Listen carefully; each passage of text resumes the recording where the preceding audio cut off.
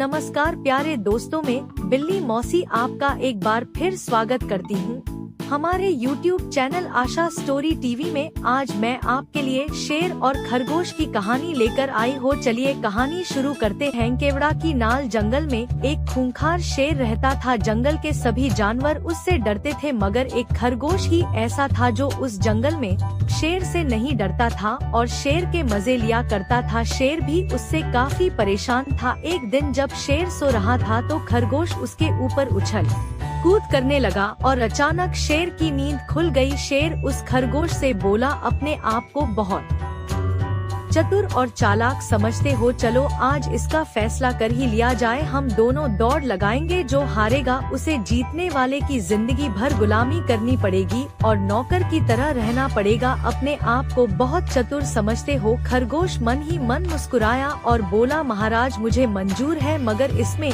मेरी 3 शर्तें आपको माननी पड़ेगी। शेर ने बिना सुने ही हाँ कर दिया। मुझे तुम्हारी सारी शर्तें मंजूर है, बोलो क्या शर्त है। खरगोश बोला, हमें दौड़ते हुए कम से कम एक नदी को पार करना होगा और एक पहाड़ को पार करना होगा और एक जाल से कूदना होगा और हम दोनों को इसमें एक दूसरे की मदद करनी पड़ेगी। शेर ने हाँ कर दिया। जंगल के सभी जानवर यह देखने के लिए इकट्ठा हुए। दौड़ शुरू हुई। दोनों दौड़ते दौड़ते एक नदी के पास पहुँचे। खरगोश बोला, महाराज मुझे तैरना नहीं आता, मुझे आपकी पीठ पर बिठाकर नदी पार करवा दीजिए। शेर ने ऐसा ही किया, अपनी पीठ पर बिठाकर नदी पार करवा दी। फिर कुछ दूर दौड़ने के बाद दोनों एक पहाड़ के पास पहुँचे। तब खरगोश शेर से बोला, महाराज मुझे पहाड़ की चढ़ाई चढ़ने नहीं आती, आप मुझे आपकी पीठ पर बिठाकर चढ़ाई पार करवा दीजिए। शेर ने फिर ऐसा ही किया। खरगोश को अपनी पीठ पर बिठाकर पहाड़ चढ़कर उतर गया। फिर कुछ दूर चलने के बाद उन्हें एक जाल दिखाई दिया। खरगोश फिर से बोला, महाराज मुझे जाल को कूदकर पार करना नहीं आता, आप मुझे आपकी पीठ पर बिठाकर जाल पार करवा दीजिए। शेर ने फिर ऐसा ही किया, क्योंकि शर्त के मुताबिक दोनों को एक दूसरे की मदद करनी थी। जैसे ही रेस पूरी करने का समय आया, खरगोश ने अपनी पूरी ताकत लगाकर दौड़ पूरी कर ली। शेर वैसे ही बहुत थक चुका था। खरगोश ने अपनी चतुराई